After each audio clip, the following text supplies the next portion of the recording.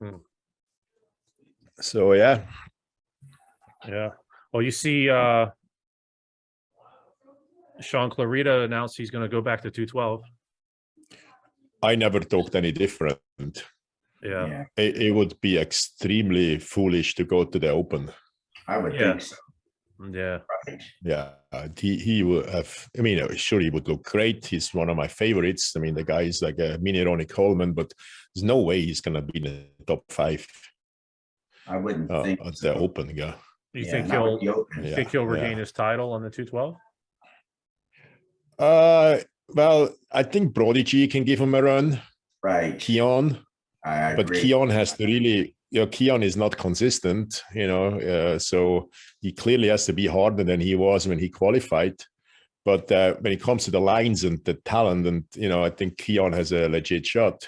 Right. But there's I just there's so many guys I don't even know at the 212. Every show I'm surprised how many great guys there are. This is one black guy I've seen postings. He always does kind of like a crunched app leg pose. Who is this guy? He's all over the internet. 212. He's a 212 guy? Yeah. Is it Diesel? Yeah. Rough Diesel, perhaps? No. Okay. So we'll see if I just find them again. So, but I think at the end it's going to be between those two. I don't see anything else. Yeah. Anybody else there getting in the top 2? I mean, Keon can easily end up on 10th place again. You know how inconsistent he is. Yeah. And then around 3-4 is Kamal, but Kamal cannot beat Clarida. I don't think so. No, I've seen him. Yeah, I don't think so. Yeah. I think with Clarida going into it, he's percentage points ahead of everybody else since he was last year's winner. To some degree, I think that makes a difference. I think that gives you a few extra. I mean, Lunsford is last year's winner. Winner. You're right. He was last year's. Clarida was the year before, right? Yeah, he took it from Clarida. Now, where did that's right. What show did Clarida go to and won the Open? It was right after the Olympia. Yeah, I remember. Was it in Vancouver or where was it? I can't remember where it was. Yeah, neither do I. But he beat Sergio Oliva Jr. and who else did he beat? Yeah, I'm looking at his Instagram here. See if I can find it. So Oliva is not qualified. So I think it's over. There's no more qualification. There's no more shows. That should be it. I think. No. Yeah, I think we're done. Yeah. Who the last qualifier was? The French guy. I think was in. Who won last weekend in Romania, the Open? Oh no, this Middle Eastern guy who built Brad Wilkins. Oh, Brad Wilkins, yeah. That was a battle. That was a great battle. Those two.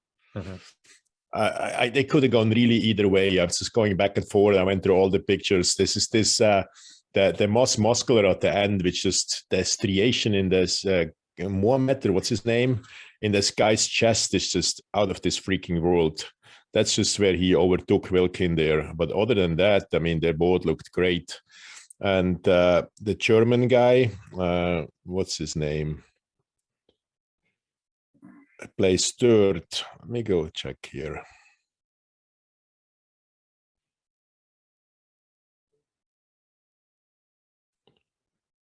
There was so you coming by yourself, Jason? You coming by yourself too at the Olympia? Yeah, I'll probably have a companion with me. Some kind of floozy bringing with you, or what? Yeah. let's get, we'll talk after the show. Okay. Hey, did you guys see that guy who won the pro card? I think he's from China last weekend. Yeah, I saw that. Yep. And then the next day he didn't do well in the Open. So he's so short. I expected him to go to the 212 and probably win, but he competed in the super heavyweight. That means he's over 225. So if that guy can get down to 212, Wow, he is something else here. Yeah, he was impressive. He was very So impressive. Enrico Hoffman. You guys follow this guy's career? No. Yeah, he's from Germany. H-U-F-F? Yeah, he's from Germany. Yeah, Hoffman. That's an English last name. Is he German? Double N. Hoffman. No, Hoffman is not English. It's not? Yeah, that's as German as it gets. That's like, you Hoffman. know. I didn't know that. Yeah. Well, you know what? I did know that because what was the guy's name? Herbert Hoffman years ago? Is he a men's physique? Or no, he's the open. He's in the open. So he plays third in Romania. David Hoffman? Enrico. Oh, Enrico okay. Hoffman. Okay, my bad. I got the wrong one. So the guy who won is from Iran. Beros Dabani Abargani. He won. So he beat Brad Wilkin. I mean, it was one of the best battles in a long time. Wow. And as much as Brad Wilkin is one of here he is.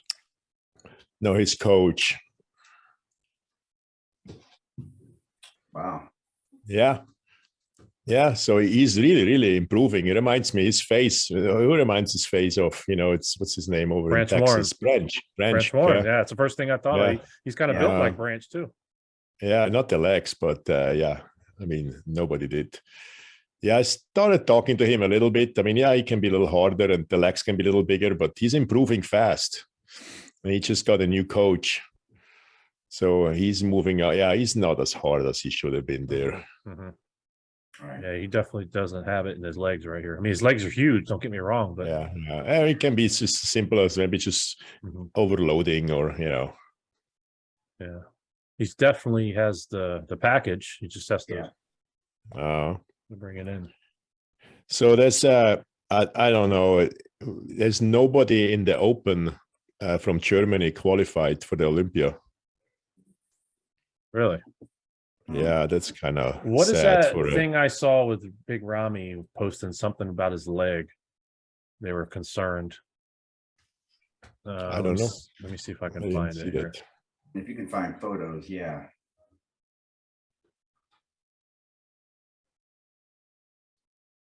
Hang on. Let's see here. Oh, here it is. I'll put it back up here. Something to do with bruising on his leg or something. You see here? No, it's like an indention. Yeah. I don't know what it says a hole.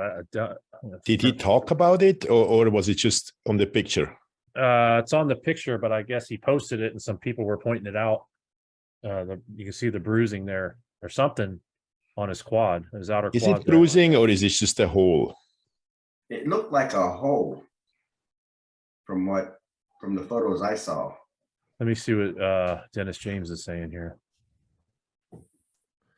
James is open up about the hole in Ramy's right quad and talking steroids before Olympia contest. Prediction.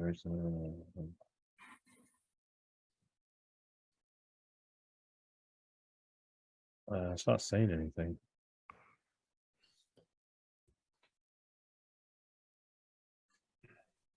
Here's a recent update on him. It's just, I don't know, it's just too good. Yeah. I don't see anyone coming close to taking his title this year. Not really. No. I mean, the only one on his level is physique-wise is probably Nick Walker, but then once he stands next to him, he's way shorter, not as half as wide. Right. It's just incredible. Yeah, I always felt like, in the early years when he won the Night of Champions, that his lower back was thicker. This year seems to be a little better than other years. But you've seen that with other guys. I think Jay Cutler at the end of his career too, where there's just kind of like a little gap down there in the lower back area. I think it just simply has to do with age. But this year he seems to have filled that up a little bit too. The guy is unbelievable. It's Mr. Olympia third time, God, and he's right up there with Oliva and Frank Zane. Right. How old is Ramy? I don't know his age. Do you guys know? I don't know. He's pushing I don't 40. know, but he must he be pushing 40 40? now, guy. He's pushing. And he 40. won the night active champions in 2013, so that's like 9 years, 9 years ago. now. He must have, but I still believe it was his best shape of all, He's- you know. He's born in 84, so he's 30. What's that? 38. Yeah, that would be about 38, Mhm. 84. Yes, 38. His birthday's in September. He'll be Good. 38. In September. Well, no, Yeah, 37, 38. 38. He just turned 38. Yeah, September. Well, so he can easily hang in another 2 or 3 years if he's healthy. Yeah, he's healthy. Absolutely. Yeah, that's the question. Staying healthy. Yeah. Yeah. I mean, you know, JP, staying big that long isn't very healthy. No, it's not. You know, I mean, you can, I don't know, how long can you really be this big? You know, it's like 5 years maybe. Yeah. Yeah. I mean, Ronnie did it longer, but you know, he was kind of coming in almost natural. Yeah. So Well, it was. He did it naturally for so many years, and I believe that he did up until what, 92 maybe? Yeah, but then realistically, he was pretty much fulfilled his potential, let's say 98, 99, and then 2003 or 4 started to go downhill, and or muscles started to tear. Sure. I'm always amazed by with Jay. You know, when you look at Jay's kind of, he pretty much was fully there more or less 2001, and then he peaked again 2009, 2010.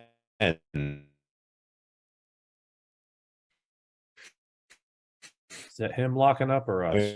No, I think that's 8-9 years in between. Incredible, and he's mid. Are you guys there? We got you now. You were breaking up a little bit. Yeah. We're losing you a little see bit. if I'm not sitting. Yep. Okay. Gotcha. Yeah. Yeah, you're still breaking up a little bit. Yeah.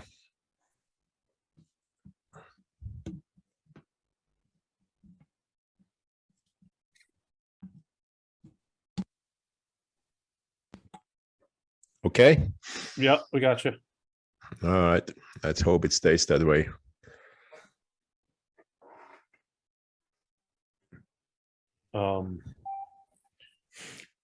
Phil, when did you start to feel like, and how did that show that it's going to start to kind of, the decline is starting? Well, my last show was, I was 36, and that was in 96. That was a San Jose Pro, the one we were in. Yeah. And at that point, I just knew I wasn't going to do what I needed to do to step up. I needed to gain, let's say, they were telling me you have to gain 10 or 15 pounds. Was it mental or physical? You didn't want to do it anymore? Mentally, I didn't have the funds to put into that, you know, like GH and insulin and the list I was given and what I was told to do. I decided, no, I can't do that at 36. I can't afford it. There's no way I can invest tens of thousands of dollars to move up 5 places. Maybe if I'm lucky, who knows how it would have worked. I don't know. But that was a point when I just said, I'll wait for the over 40. And then when I got over 40, the over 40 went away. So that sort of ended it when I hit 40, and there was no longer the Masters. How did you mentally accept it? Did it take a while? It took a while. Yeah, it took 2 or 3 years. Yeah. I even thought of going to the Nava Universe Pro and trying it over there. That was a thought that was in my head, came in my head for a while. But yeah, then I got to the point where, you know, I've been competing since I was 17. I don't really want to invest money. I was investing money into this. There was no sponsorship. So this was money out of my pocket. Yeah. So you never had a Weider contract? Oh no, I've never had a contract, JP, with anybody. Huh. Never had a contract. All the money came out of my pocket. I worked full time for every show I competed in. That's unfortunate, huh? Yeah, he was doing it solo. Yeah. Did you have any talks with? Did you have any talks with Weider? You know, we did. You're gonna laugh. I went to see him after I won the USA, and we were sitting at his desk. And Joe said, "I wanted to mention a sponsorship." He says, "I said, Joe, I said, do you think we could do a sponsorship?" He says, "Well, I can't sponsor you." He goes, "But this is what I can do." He said, "When you get into shape, we can take photos. I'll give you $300 per article. So $300 for every article, right? Whether it was a training article or just whatever it would have been." And I said, okay. And then that sort of ended there. I went to see him after I won the nationals and took second in the world championships. And I thought, well, maybe I won the nationals and the USA, but I said, I didn't win the world championships, but let me see. And he said the same thing, $300 per article or interview. And I said, okay. And we shook hands and I was off. Third meeting was after I won the Chicago Pro. And I said, certainly, you know, I'll be able to get a sponsorship now. He said the same thing again for the third time, $300 for every article or interview that we do once you get back into shape, when you're in contest shape. So it's his way of saying no, huh? No. And this was what? This was in the 80s, right? This is 84, 85, and 88. Yeah. So I mean, still $300 back then, it was pretty good. Yeah, but you'd have to, he's talking about getting when you're in contest shape. So that's going to cost me to get into contest shape. And that's going to cost me more than $300. No, yeah. You're going to spend more than that in a month. What were the best contracts back in those days, in the mid 80s? You know, I really don't know because no one ever talked about it. I know people who had contracts and they never talked about it and I never asked. So I really don't know. But I heard that they were pretty good because there were guys that had the contracts didn't have to work. They'd go and train, you know, hang out at the beach all day, be able to sleep and do this and that. So it had to be pretty good, enough for them to pay rent and to be able to eat. I don't know, but I have no idea what it would have been. Maybe it's a couple thousand a month. I don't know. Did Joe Weider ever get sued? I'm sure he did. A breach of contract. Oh my God. A friend of mine, you know, remember Dave Draper tried to sue him. Robbie Robinson tried to sue him. Samir. And there's probably a long list of guys. Did any of them ever win? Well, Samir's case went very, very far. And I think just about the trial was about to happen when Joe talked him out of it. Wow. They talked him out by paying him off, or? Yeah, I think so. Yeah. Yeah. Now, Robbie, you guys won't remember this. This is going back to the 70s. Remember the Weider statuette where it was Joe's head on Robbie's body? Yeah.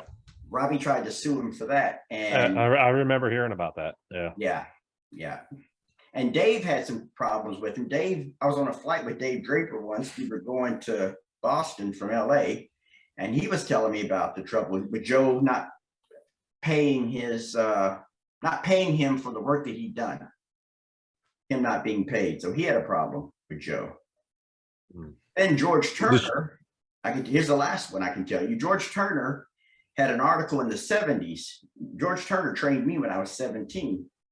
I trained in his gym in St. Louis. I moved to St. Louis and trained in his gym. And he had an article in Weider magazine, which I have to this day, one of them, called The Teaching Pro. And him and Joe had an agreement that he'd write the articles. I think he wrote maybe a year's worth of articles. And Joe was supposed to put his equipment, advertise it in Weider magazine. George had a great line of equipment that he got from Joe Gold. Him and Joe Gold knew each other, and he had the same line or the same blueprint of equipment that Joe Gold had. So he made great money off of it, but Joe never published his equipment advertisement. So they got into a thing with each other. Yeah, Joe asked me why I didn't sue him after my accident. So I was contacted by quite a few lawyers after my accident. There was this whole thing about the safety rails not being in it, and people tried to convince me that it's the fault of the magazine.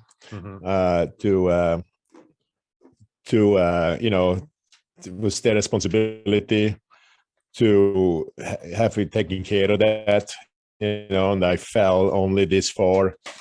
So I did look into it, not seriously, but I did contact the lawyer. I did look into it, and he went to the contract, and somewhere deep into the contract there was this one clause that I'm not an employee, that I'm an independent contractor, and that one sentence just changed everything. Yeah. According to the lawyer.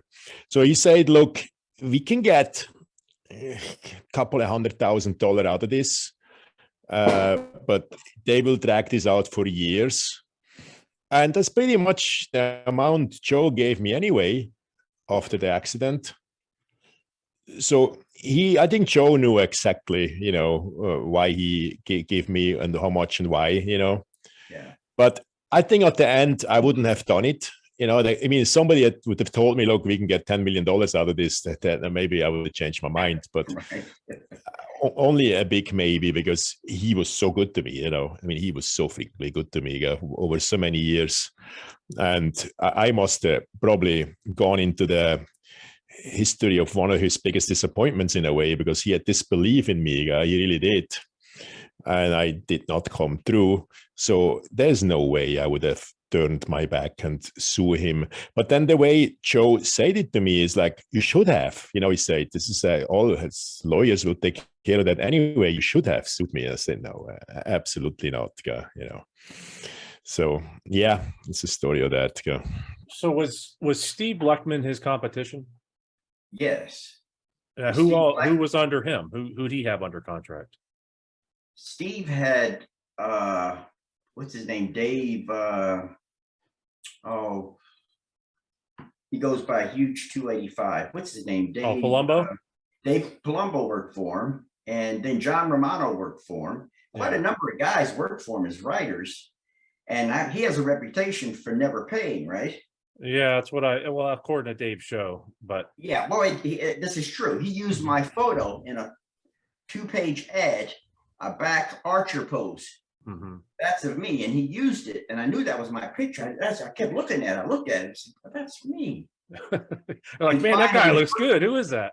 I knew it was my photo, and a friend of mine finally contacted him and told him to either pay or remove it. And so I guess he removed it after months later after that, but it had been in the magazine for maybe a year. Yeah, it was a full page. Yeah, I get nothing for that. Zero. Yeah. Dave and John don't have a lot of nice things to say about him. Oh, the guys I don't have anything nice to say about the guy. Yeah, the guy's a I don't know. Yeah, that's what I've heard. And he owned Twin Labs at one time. That's when he owned Twin Labs. Then he started Muscular Development.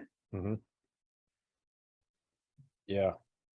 And I think a little bit after those big contracts stopped, I think when Joe came in his last few years in the company, that's when they started to kind of separate between magazine contracts, other contracts. I think Jay Cutler had a different kind of contract with Weider, where you could still sign up with other supplement companies, but then you shouldn't talk to other magazines. And I think Jay Cutler was probably the first one having real serious contracts, when it came to the... I had heard Jay had made a tremendous amount of money on his contracts. Yeah, I think like $1 million a year or so. Oh, sure. Yeah. You imagine that? And then Ronnie probably after, but Ronnie played, he competed many years where he made nothing. Sure. Who do you think is the highest paid right now, contract wise? Good. I don't know what those guys over in the Middle East, what kind of contracts they have. I have no idea. I heard that this guy hasn't made. I don't know how much. Ramy? Ramy hasn't made. Yeah. In the Middle East. He's a king. He's like a god over there. I think over here, I think Bumstead is the highest paid. That's if I had to guess. You're probably right. I really have no idea what those guys make today. I don't know. The only ones I heard of contracts were like, the J era. I know Phil Heath was in the same kind of category. And I think Dennis Wolf made a lot of money too. Because he was so by far behind it. I think he did very, very well too. But no, I have no idea. Yeah. Curious. I can only imagine, think about now, if you're top 10 or 15 and you put a link on your Instagram page for like online training, you hire a few people. I mean, the amount of money you must be able to make now must be tremendous, Right.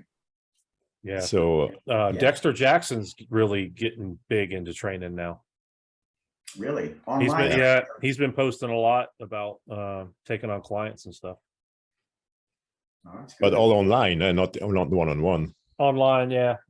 Yeah. Well, I would imagine he does some one-on-one if you live, because he lives up here in Jacksonville. He doesn't live far.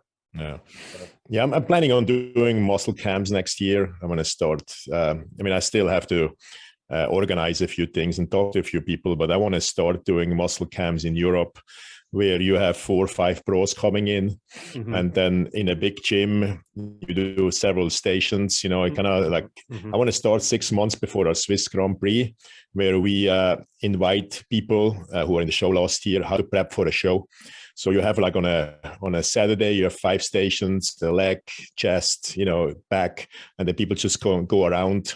And then you have also a prep coach there, and then you have dinner together and a group on Saturday, a group on Sunday. So I was discussing that. I think SHAUN does similar stuff. Right. I just want to kind of think about where do I go with this whole Swiss Grand Prix. I'm helping a little bit organizing that, but I'm on the outside. I'm not benefiting financially in any way from it. It's just more of a fun thing every year. So my first idea was maybe to sponsor the show, to make it a pro qualifier. But a very good promoter showed me the numbers of his show. He has one of the bigger shows. And it's tight. You have to be very, very careful. You have to be very, very careful. Yeah. I think, when you have a big organizations like Muscle Contest, they do it 2 or 3 times a weekend. Then it's fine if you sometimes only make $20,000. But then when you pay an extra $25,000 just to get the pro qualifier status, you have to be very careful or you might lose. So we had 150 athletes in Switzerland. To justify the pro status, I would have to need about 150 athletes more. Wow. And I just don't think that's doable. So I rather probably stay on the sidelines there, but start to do muscle camps, stuff like that. I think it's how easier. How long would a muscle camp last? Well, there's going to be a group on Saturday, where you all day you're with them from the morning. Then you have different seminars. You have, like I say, you have the different posts in the gym where you have people going around in groups. Let's say now in the German-speaking room, I think like you have on the chest, shoulder boot, you have Markus Ruhl. Then I would like to have like Heiko Kalbach with the arms, me with the back. Then you have like a top trainer, somebody like Patrick Tuor or Dagmar Simon, who's kind of talking for an hour or so. And then you invite everybody to dinner, which we probably do in a hotel next. And that's pretty much it. And then the next day, the next group. I know there's one in Dubai where they, I think, charge people $1,000 a day. Wow. So, that's not realistic in Switzerland or here. Yeah, and then plus getting to Dubai is expensive. Right. Yeah. But they're going to use the athletes from over there. They're going to attend. Yeah. So I think if I can get 250, 350 per person, and if you get like 50 athletes on Saturday, 50 on Sunday, and the gym we have, depending on what they charge me there, but I don't think there will be much. And you organize some kind of dinner, I think it will be a good business. Yeah, definitely. I would come over there just 1 to go to Switzerland and 2 to train. Sounds like well. Seminars used to be real big back in the 70s and 80s. Just seminars, right?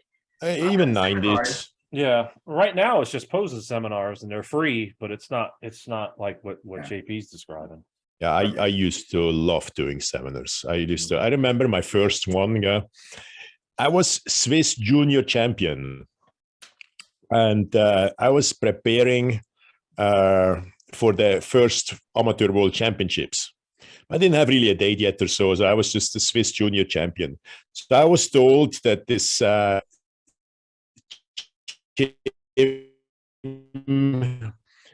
ever heard of Liechtenstein? It's a mini state between Switzerland and Austria. It's a kingdom. Only about 30,000 filthy rich there. Oh, okay. So I was told that they're having an interest in me going over there and talking about my training. So I prepared all these pages, like vitamin C. I had like 50 pages in my hands, got totally over prepared, sweating mess. So I thought, probably maybe 10, 15 people will show up there. I showed up in that gym, and like 300 people crammed into an aerobic room. So as I was standing there, I was just sweating like a pig. Anything I prepared, it was of no benefits. I forgot everything, and I just started stumbling around. I thought, they're never going to pay me here. This is a freaking mess. At some point, I just took my shirt off and started posing because I knew this is such a fucking mess here. And everybody loved it. Everybody absolutely loved it. So they said they're going to invite an Italian pro. And I was scared. An Italian pro who's going to pose with me at the end. So I didn't know who this guy is. It's supposed to be a pro. So he started warming up, and I was twice as big as him, and I was Swiss junior champion. So who was the Italian pro? I do not remember the name or anything like that. I do not remember. This is now 1988. Around that time. Okay. So that was my first seminar, and absolutely. After that, once I got it a little bit figured out, and then about 3 or 4 years ago, I switched. When I was invited to do a seminar, I just started to change it more into some kind of motivational speaking, a little bit with my story and a little bit with training, all mixed in, where I just stick to a timeline and just tell people what happened in my life. So I remember 3-4 years ago, a big gym in Switzerland invited me. So I told him an hour before the seminar, I said, look, a lot of people came, he made advertising in movie theaters, and a lot of people came. Said, look, I don't think that crowd here is big time interested in how much protein to eat. Let me just try something different. Let me just talk about my life, a little bit motivational, a little bit of training. And he totally freaked out. He's like, oh God, no. There's some bodybuilders here. They want to know. And I said, let's wait. Just let me do my thing, And it was an absolute hit. It's somewhere on YouTube, the whole thing. It's like 3 hours I talked. Mm-hmm. And ever since I changed, I do more stuff like that, maybe 6-7 times a year. It's not a big need out there for it, but it would be nice to get into colleges, that kind of stuff with this. I think there would be some serious money could be made there. Yeah, if you could get into some universities, that'd be really good. Yeah. And I even planning on maybe doing something on a cruise ship. This is a cruise ship with teams, a little bit smaller. So I have some connections there. So I try to they're doing an NPC show this year on a cruise ship. They do? All right. Where's that at? Because my last show, I got the brochure on it, and I forgot who's putting it on, but it goes out of Fort Lauderdale and it goes to the Bahamas. So they're going to do it on the ship out at sea. Yeah, you compete on the ship. Wow. Yeah, let me see. Let me look up the NPC Florida here and see where it's at. The ship is sure good and big enough, so it's not too different than doing it in a big hotel. Yeah, it's no different. No different. Definitely, the only advantage of it, you get some good food afterwards. Yeah. I've never been on a cruise ship, and I've, other than for work, I have no interest in going to, being on one. Do you get seasick, or you don't know? No. It's just it's just, I always see those not any different than being in a big hotel in Vegas. pretty much the same. Yeah, and then yeah, basically. Pretty much. I hate the idea that you can go on land for like 6, 7, 8 hours. You have to be back. So if I go somewhere like to Florence or so, I just like to explore and kind of have a few days for myself and get a car and drive up the hills and not being back in 8 hours. You know. Right. There's a few cruises I'd be interested in, maybe some Alaska scientific cruise. You know, they have some cruises where they have scientists on board and you go and look at the animals, that kind of stuff. But they're quite pricey, you know, so might be a little bit. But other than that, I don't know. Yeah, I don't see it here. Hey, recently, I get requests. People ask me to coach them, and then it's always kind of before they even want to commit to anything, it's always kind of the question, what should I take, you know? So I kind of try not to give it all away, but you give them a little something, you know, you want to convince them. Mm-hmm. And you know, often why I can't sign people, often I can't sign them for the simple reason because I'm not willing to kill them. I mean, it's just the amount of stuff those guys are wanted to take or what some coaches recommend. Yeah. I mean, some of those coaches, they're literally like killers. There's just no regard for human life or what happens in 10 or 20 years. Mm-hmm. And then they sent me plans about a very famous coach about, hey, this is what he recommended to me. 24 units of GH a day. 24? 24, you know. Holy shit. So I said, what do you think that will do to your heart? You know, what do you think how your organs will start growing? Oh my God. You're 30 years old, you know. I mean, you don't want to be like healthy when you're 50, but they don't give a shit, yeah. Not to mention the amount of money that costs. Jesus. Oh, shit. Well, they buy cheap shit from China, which sometimes is good, sometimes not. Yeah. Yeah. So I saw a plan of a very famous coach, and I hope it was fake. But other than that, it's like quite incredible. So often I just 2,000 milligrams of testosterone a week, stuff like that. Mm-hmm. There's a guy who I was on a German podcast, a guy who claimed this was a decent pro, you know, he didn't make it big, but he could be a Night of Champions, that he took 13,000 milligrams during his, you know, when he was on top of the game. Mm-hmm. So we were answering questions from fans. So one of the questions was, what is your guys' regret? You know, what would you do different today? So his regret was that he didn't take more. Really? Yes. Jesus. How old was he? So he's. I was in awe. I didn't know what to say, guy. You know. So I said, well, I'm kind of the best proof that the stuff is not killing you, guy. I said, you're only 50 years old, for God's sake. You know, I mean, the final judgment is not out there yet, guy. Mm-hmm. You know what it did to you, guy. And yeah, it's just absolutely incredible. You know, when I went up to like 1,700 milligram. Phil, you want to say something? Yeah? I was going to ask you about the counterfeit market. Is that still out there? I mean, because a lot of this stuff must not be genuine. I mean, it's almost nothing is genuine. When you really look what you can buy pharmaceutically, you know, pharmaceutical stuff in the United States, it's nandrolone, NPP, Anawar, Winstrol, and testosterone. I think that's it. There's nothing else out there. Right. And anything else either comes from another country or it's made by an underground company. What doesn't mean it's bad. It can be bad. It can be good. So the only thing you can do is find an underground company you somewhat trust. Yeah. Yeah. I remember one of the first guys that started a counterfeit steroid ring back in the 80s. And he was quite popular. He wrote a book on steroids, a handbook on steroids. I remember seeing, what's his name? Dan Duchesne. Oh, yeah. Dan Duchesne, absolutely. Yeah. Yeah, he started it. and I can't remember what it was, bolasterone, he called it. Yep. And he came up with, he was in that, but he was into it pretty big. And I would go anywhere near any of the stuff that he was making because it wasn't I don't know what it was. Yeah. It was crazy. But I'm sure that's still but you know,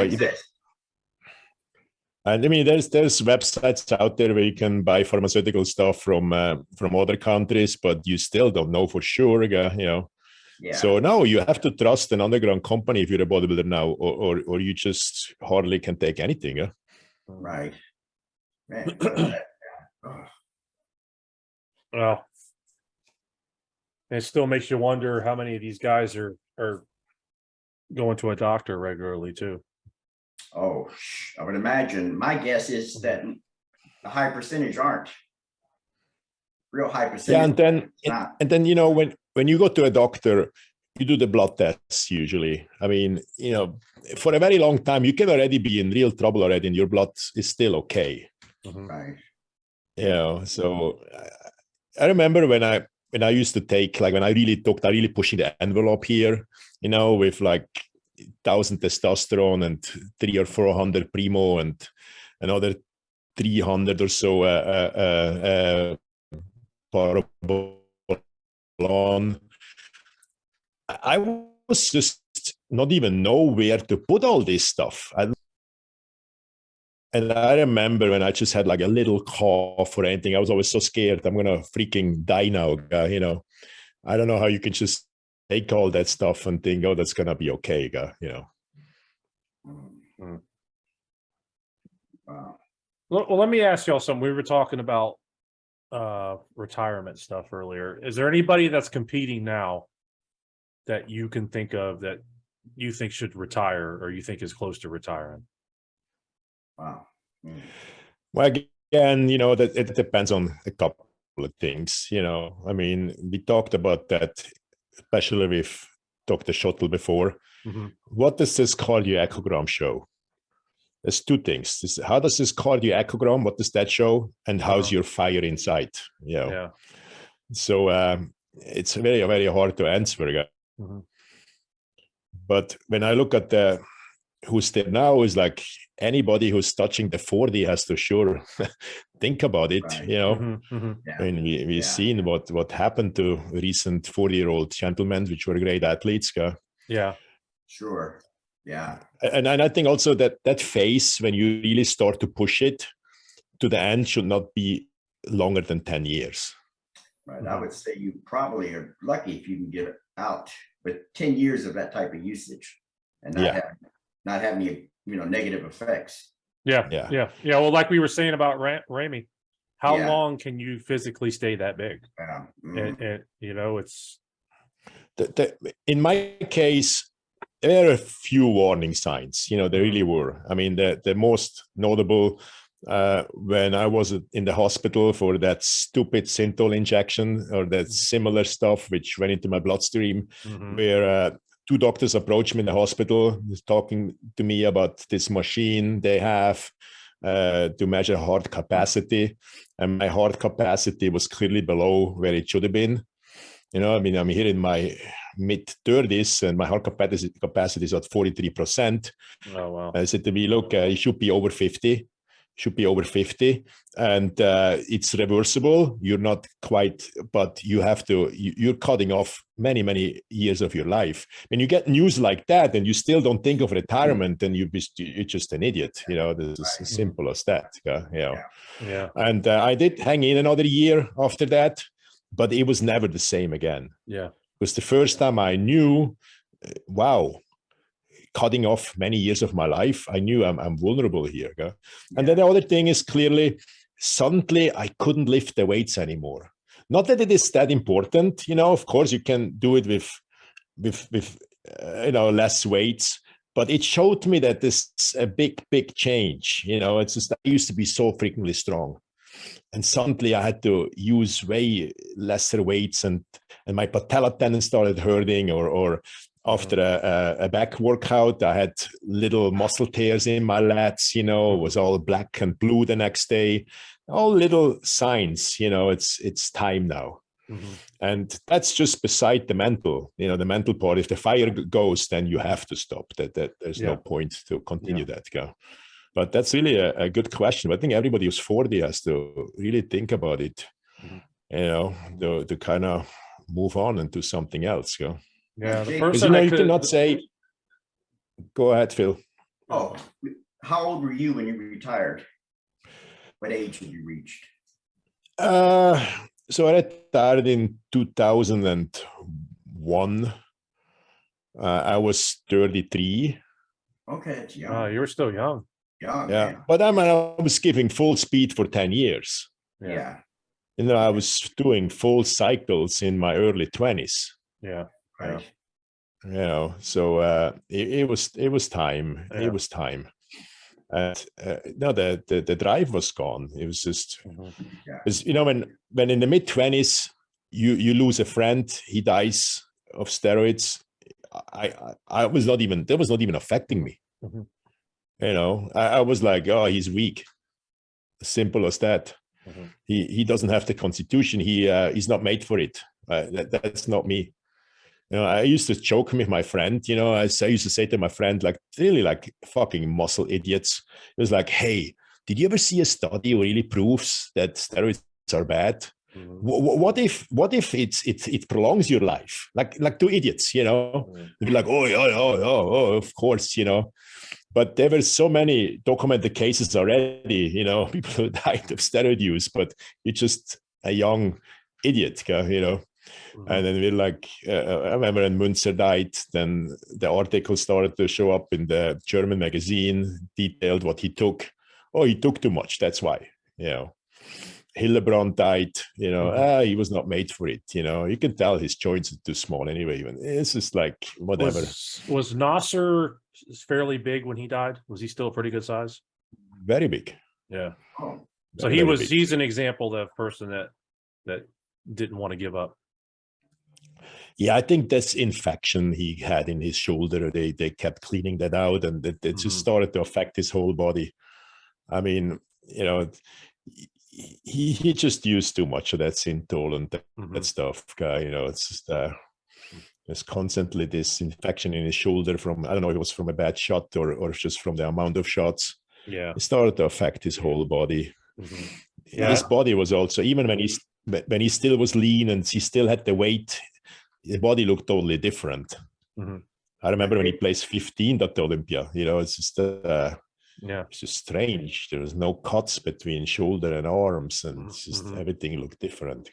How old was he when he died, JP? 48. Yeah. 48? Yeah, Yeah. 48. He was. So this is he retired at what age? It was 2001, 2002, but then he always had kind of in mind to maybe come back again. Oh, okay. Yeah, I know you're talking about So that, he continued to use then. Yeah. Yeah. Another one that So- comes to mind is Cedric. Right. I think because he even came out a year or two before about his heart, saying that it was working at like 20% or something like that. I saw that. And then and I think he had mentally, he wasn't ready to give it up either. Yeah. Wow. Yeah, it's a sad. It's a tough decision. It is tough, but man, Really? Is it? When yes and when no. it's about your health? Well, if it's about your health, my retirement wasn't about my health. It was about finances. But I mean, if it's about your health, that's a whole different story. I mean, the decision you made is way tougher in a sense. You could have easily like, hey, okay, the money will come, and then just delusionally like keep going. But But the money never came. That's I know. By the time I got to 36, I didn't believe that anymore. Exactly right, and that was smart in that sense. But when you have health issues, it shouldn't be that hard. No, especially like Cedric, we can talk about it all we want. The guy's gone, unfortunately, but he had a full-time job. He's in the military. He had a family, kids and stuff like that. And it's like, he had a career, he had a retirement, right? I don't know. And with SHAUN Roden, I don't know if he had this whole thing, the tough one with him was that his last show was his best. Yeah. Yeah. And then you probably have the absolute belief I'm still the best. I just can't prove it. Well, you know, and I blame society a little bit for that. The bodybuilding world pushed him and just kept telling him, "Oh, as soon as you come back, you're going to win the title again." You know, and so I think he just kept thinking, "I'm going to come back and win." So he just kept taking all his shit. Yeah. Yeah. I don't know. Wow. Unfortunate. Unfortunate it is. It is. You know, I hate talking about it. But hopefully some people learn from it, you know. Yeah. But anyways. So you're now 5 weeks out to the Olympia? Is it 6 weeks? Let's see, it's December, what, 17th, 18th, something like that? Where are we at? 4 weeks? Almost 4.5. Is it December 17th? Yeah. Today's the 17th, so it's 4 weeks. It's 4 weeks, yeah. It's always amazing, you know, that moment when the guys walk out to the, you know, the quarter turn poses, where just everybody talked about falls out the window, you know. So, because half of them will not be in shape, as mostly, you know, not in the shape necessary to have even a shot on the top 5. It's always funny now, where right now you think like, oh my God, how do I exclude this guy? And there's like 15 guys have to be in the top 10, and they're just falling out the window so freaking quickly. Yeah, you're like, when you're up there, they don't look like they did on Instagram. Well, let me ask you this, guys. Tell me what you think. That many guys at the Olympia, you think the judges, if I would pick the top 15 for the Olympia and keep it at 15. That way you could really study them and judge them correctly. When you got 35, 38 guys on stage, sometimes that get overlooked. Phil, that's not doable, because for the simple reason alone, if you an organizer of a show now and you organize a pro show, you know, put all this money in, you're not going to give up the qualifiers, you know, status, you know, that the winner will qualify.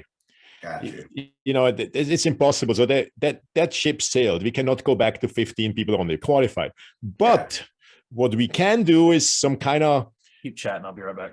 Pre-elementary rounds like in the Olympics in track and field. Elimination rounds. Yeah. Yes. Okay. I agree with that. You know, and then Friday night when the real prejudging starts, then we are down to 15. Yeah. That's okay. I agree with that. That would be way better than you know, now. I mean, it's just freaking, I don't know. And I don't even know. Bodybuilding is a little bit easier to judge. How the hell do you judge 60 bikini girls? I wouldn't have a clue, buddy. You know? I wouldn't know. It's just not doable. But if you have maybe Wednesday around, I mean, I know it's an extreme stress on the athletes. If you kind of have to Wednesday, Thursday, Friday, it would be an extreme stress. But I don't know how else, you know, how else they're gonna do that. Yeah? I wouldn't either. Yeah, like you said, it would take days. Let's say now, so we have what, 40 this year. Let's say maybe at the end 35. If you at least maybe on Friday morning.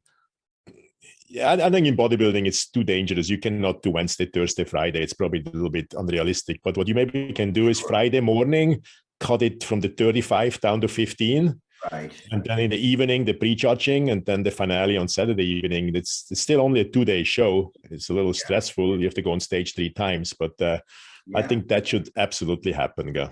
Sure. I think they should try to find a way to do it like that, but whether they will or not. I mean, I never seen a pro show with this many athletes. So I'm going to be, so, you know, curious myself how this will all work, you know. Yeah. And then, you know, what in amateur shows, for example, when you look at the amateur Olympia thing, what they never do anymore is like crossover call-outs where you like work yourself from the 3rd to the 1st. Right. Now, if you're not in the first call-out, you're screwed. That's you know, wow. I seen like one time in the last 5 years where they I took a guy from the 2nd to the 1st call-out. You know, first of all, there's too many people in one call-out. You know, like 7 or 8 or so. And I seen one time in the super heavyweight last year, not this year, 2021, the NPC, where they really were about to screw this poor black guy over. And then they started to put him back into the first call out, and he ended up being third. But other than that, you make it to that first call out or you are screwed, buddy, you know? Yeah, that's Yeah. it. Wow. At least back in our days, they were constantly mixing, and you worked your way up and you worked your way down, guy, you know? You had a chance to work your way up. Yeah. And that happened with a lot of guys. You'd see them where they didn't look that great, and then they get out, and then they get called back again, and they find themselves, you know, in the top numbers. You know how often I heard that? Dorian Yates in the middle, Nasser somebody on one side, Kevin Lebroni on the other, or Shaun Ray. You know, oh my God, every fucking show. Yeah. Dorian Yates in the middle, Nasser somebody on one side, Shaun Ray on the other. Yeah. So, you know, I can go. You know, I already knew I'm not going to be top 3. So working up or not, I already knew this is not my year. Yeah. JP, are you going to the expo, or have you been asked to hang out anybody's booth or anything like that? Hang out anywhere? Me? They don't even know who I am anymore, you know. Some people nobody will recognize me. I will see. No, I'm going to the expo to see Ed. Oh, so you got a booth? Yeah, he got a booth. Like and then my wife loves the expo, you know, and she will bombard me with this is this bikini girl, and this is this one here, and this one is this one here, and she plays 17th in this show. Does your wife compete, or used to compete, or no? My wife? Yeah. She did 12 or 13 bikini shows in like a very short time, like in 3 years. Oh, wow. Yeah, she was great. No, I stopped that. You know,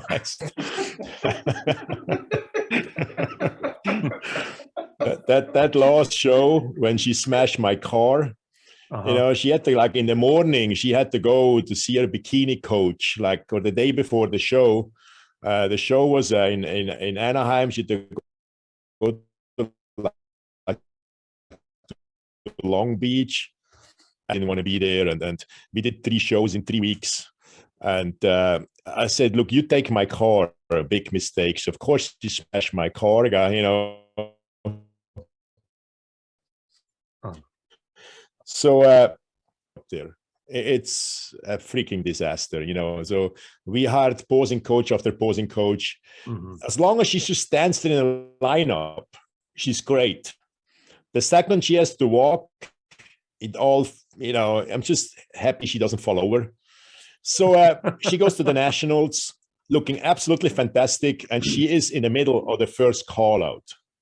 And I'm like, oh, fuck, you know, if she wins this and gets a stupid pro card, it's never going to end. So am I happy now, or I'm not? You know, I mean, it's great, but, you know, I never thought this is even possible, but she never did that well in the local shows. But she was too athletic in the local shows. You know, they always put some chubby girl in front of her, because I think in the local shows, they were too afraid if they have a woman or an athlete like my girl winning, it scares too many girls. She always had more of a pro body kind of. So we went to the nationals. She was qualified for 2 years. And then we went to a local show a week before the nationals in San Diego, 5 competitors. She placed 4th. And I didn't know what the hell, you know, she's by far the best up there. So then we went to the nationals, to the masters, and she's in the middle of the first call out.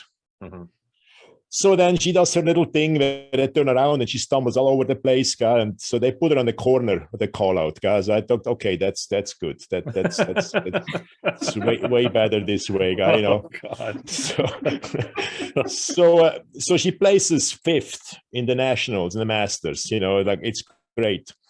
So she came off stage and she's beyond happy. You know, she plays usually between 2nd and 4th in local shows. Right.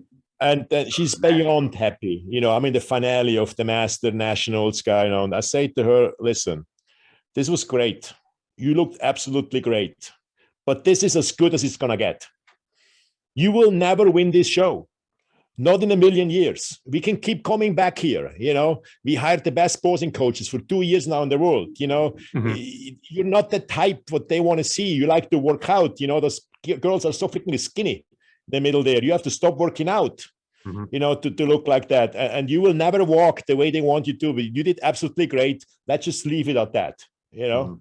I mean, it's just, we can do this every year. You place third, you place fourth, you place sixth, you will never win this. So go now on top. Not what I did, you know, where I stumbled to the Night of Champions and with no legs at my very last show. And she was okay with that. She really was. And of course, I told her later, look, if you really, really want to compete, I'm supporting that. I'm not like, you know, we're not in the 50s where I tell my wife what I can do, you know, what she can do and what not. But I just felt like it's the right decision to kind of leave on top. She's beyond happy, you know. She's still bragging that she plays top 5 in the nationals. Yeah. Gotta know when to quit. Yeah. That was my best placing, was top 5 in the nationals. I think that'll be by my best. Yeah, you know, I just wanted to be top 6 at least. You know, of course, I mean, it's Miss Olympia, but it would be nice to have at least one top 6, and I never had. It was 7 and 8. You know, it's kind of hurts a little bit. Yeah. Yeah. I'm thinking about doing one more year. I don't know. I haven't decided yet, so we'll see. So is Ian in England right now? He is. He's doing another show or what? Yeah, he's got the world champions. Oh, is it the Mr. Universe? No, it's the PCA World Champions. PCA World Championships. Okay. Yeah. What date is that? I think it's next weekend. Not this weekend, but next weekend. Okay. So now, is he staying over there for the holidays after? I think so, you know, because all his family's over there. His family's there, yeah. Next year, it's going to be in Spain, so I might have to go to next year's. Wow. Did you compete in the PCA? No, I did not. I promoted that PCA show that we did. Oh, but I haven't competed in it. No. I did all NPC. Think about, you know, I mean, I know it's way cheaper. You got to compete in the PCA. It is. This weekend, you know, the entry fee is this weekend for the Masters, $325. I paid almost $300 when I went to Pittsburgh in July. Yeah. Then a ticket for the day, that's not VIP, you know, a ticket for the day is $175. Wow. So now I have to, but my 3 athletes are as broke as it fucking gets, guy. You know, nobody has any money left. The credit cards are all maxed out. So now I have to go Saturday and Sunday. A ticket for me and my wife, it's $350, $700 in tickets. Wow. And then you're not even getting a really good seat, guy. You know, you have the judges, and then you have the VIP section, about 5-6 rows, or 4 or 5 rows, and then it starts back there where you have to freaking fight for a seat, guy. For $700 in 2 days. So it's just really, really ridiculous, guy. I don't know if anybody has a family and wants to, you know, take his kid to the show. It's not possible almost. No, it's unaffordable. Yeah, we've got the Nationals coming up December 3rd. It's in Orlando this year. Yeah, I have a great girl there. Yeah, it's usually in Miami, isn't it? I think they moved it to Orlando this year. Yeah, I think so. Yeah. It used to bounce around because when I won in '85, it was in Miami, but then from there it went to different cities, and then it went to Miami, stayed there for a while, and then I don't know. Yeah, it's in Orlando. It's the same. I'm having a debate because UFC is going to be in Orlando that night, so I'm deciding if I'm going to go to UFC or the Nationals. Yeah, I'm really thinking about flying down there. You know, I mean, the girl I'm having is great, but she's really, really behind in schedule, like about a week or 2 behind. So we're trying to kind of starve her into this show, but she paid for everything already. I would far prefer her to kind of stop all this craziness and focus on amateur Olympia. But I think they're giving out a lot more pro cards at the Nationals and amateur Olympia. So yeah, it's a little bit unfortunate. Her upper body is great. This is like a girl with so much talent. You know, the smallest waist you can imagine, and huge legs in the wellness category, but her glutes are not coming in. You know, it's just too much water. She lives down here? No, she lives here in Bakersfield. Oh, so she's coming out here and Yeah. What category? JP? Wellness. Wellness. Are you Wellness. are you coming? Well, I'm gonna see her this weekend, Mhm. and from what I see as of today, she's probably missed that pro card. I mean, I hate to say it, except really something crazy happens in the last 2 weeks. Mhm. So I kind of probably not gonna go and then just help her through the Miss Olympia. You'll meet her. She's gonna have one of my apartments. But then again, you know, if she gets close and I see a big shot of winning, it's just way better for the coach to be, you know, be there. Mhm. So you can make those decisions a lot easier than through a video call. But it's not so much also that I did so much traveling this year. I spent so much money. And as you guys all know, my Bitcoins went to shit. Yeah, they're all over the news right now. Yeah. Oh my God. Yeah. It's just... Heard about that. Jesus. I saw the guy that I guess that head up all that stuff. That guy, he's a genius, but he looks like an idiot. He's a genius. What's genius about the guy? Well, he lost billions. Yeah, well, I guess he graduated from MIT, they said, so he has to have some kind of brains. Yeah, So. he sure didn't use it the right way, but no, yeah. he didn't. But they were showing him doing an interview, and he's like sitting there shaking, and while he's talking and stuff, it's like, Jesus, this guy's an idiot. That. Yeah, did you see that? I seen that. His leg is all shaky all over the place. Yeah, who's the guy that's Chuck Todd? Did you see the interview with his financial girl, the chief finance? No, I didn't see that one. You know, they were all living in a polyamorous relationship in a penthouse in the Bahamas. Mm-hmm. This whole freaking team of 10 people. Mm-hmm. Everybody was screwing everybody. So the chief financial, she's a 23-year-old girl. So she's giving this interview. She's like, well, we work on methamphetamine and on mushrooms, kind of stuff like that, because we are of higher intelligence, you know, and normal people will not be able to kind of see what we are doing here, guy, you know. Yeah, running a Ponzi scheme out of a penthouse in the Bahamas. That's what you were doing. Yeah. Right. It sounds like it's like, remember the Enron deal? That's what it sounds like. Yeah. Were they not building the stadium for the Astros or something, Enron? Well, they were. They took all that down when that happened. Yeah, of course they took it down. Yeah.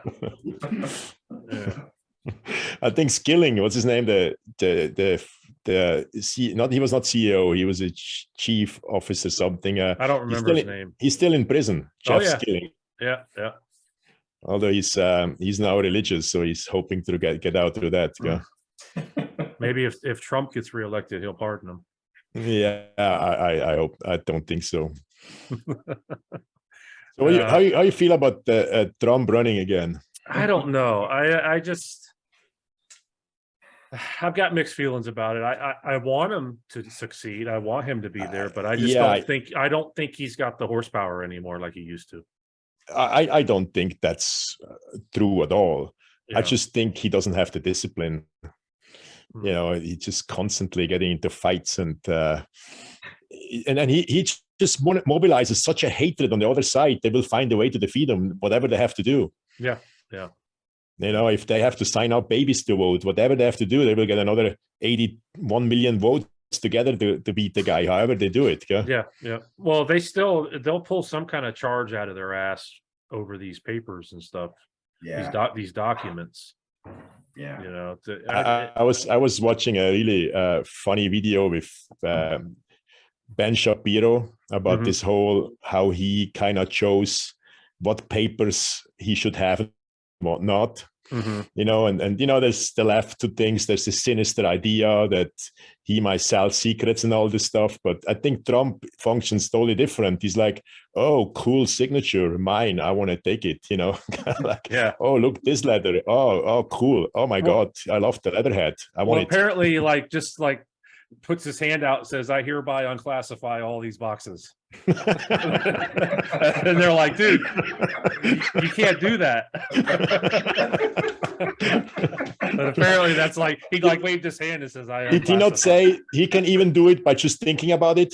Yeah, something like that. No one has to do it. You can just think about it. Yeah. No, I just like the guy in Florida so much. You know, I think he would be a way wiser choice. But and if they start to go after each other, it might hurt them too much for the general election. Well, he'll pull a lot of DeSantis's votes in the primary if that's the case. He already is saying stuff like, "I know stuff about the guy. I know stuff." You know, I don't think they've got anything on him. It's like, yeah, we'll see. Be interesting. See. Yeah, we'll see. You know, in Europe, when we had elections or big elections, the EU or in our country, till 3 months before you even knew who was really running. Mm-hmm. You know, or you knew nothing about those people. No, you know, other than what they did politically before. How about your elections? Did you know right away? I mean, or does it take a long time like some of these states? No, right away. Right away? Oh, right away. Yeah. Oh, absolutely. So, I mean, Florida, you know, right away. Yeah, by 8 o'clock, we had all our stuff done. We were ready, like, okay, what's next? California, they're still counting. Yeah. Oh, yeah. Yeah. Well, anyways. Yeah. All right, guys. All right, guys. Yeah, that was good. So yeah, sure. We'll work on next week is Thanksgiving, so we'll probably have to take next week off. Right. Oh, my sister is here for a visit. Okay. Oh, she's from Switzerland? Did she fly in? Well, I'm totally surprised that she's coming in for Thanksgiving. So I got a week ago, I got a text message. I'm in San Francisco. Oh, wow. No idea. So now she's, I think today or yesterday, she drove from San Francisco down to LA. Oh. Yeah, it's just like, I hope she will not be too disappointed because, you know, San Francisco, LA, it's not what it used to be. Yeah. Fortunately. No, probably not. Is she alone? No, she's her godchild, which is 20, and then another friend. Hey, I seen the first time yesterday, like a real tent city, kind of 7-8 tents together here in Palm Springs. Really? First time. I mean, you've seen homeless in a little bit here or there, but it's the first time where the police was surrounding a little tent city here. Hey, JP, there'll be more to come. Oh, I'm sure. I'm sure. Yeah. Can you still tour Alcatraz? Is Alcatraz still able? Is it still a tourist site? Oh, no. I got to ask my sister, but I've been many times in Alcatraz. Yeah. Yeah. Oh, absolutely love. I've always wanted to go there. I didn't know if you could still go there or not. So one time, you know, there is the day tours you can take, and there was a Saturday evening. There was a night tour with different speeches or seminars on the island where you stayed very long. Well, you know, they brought you back like at midnight. Yeah. So when you're there, kind of removing yourself from the group, like late at night, this is one freaking spooky place. Yeah, it's so like it's the like a first ghost time tour. I felt like I'm hearing ghosts here, and you know, and the amount of suffering when you see those cells. I mean, they're so tiny. I mean, they're so freaking tiny, and they locked them in for 23 hours a day, if they didn't work. No. So yeah, I went to the seminar about all the escape attempts. There are like 8-9 of them. Yeah. You know, most of them were shot, and then 3 were drowned. They never seen them again. That's a maximum security, though. Well, they say that what's the one movie that Clint Eastwood did? They say that he's the only guy that survived, or they think he did. No, they did not survive. You know, the two brothers and the Clint Eastwood characters. What's his name? Morris, I believe was his name.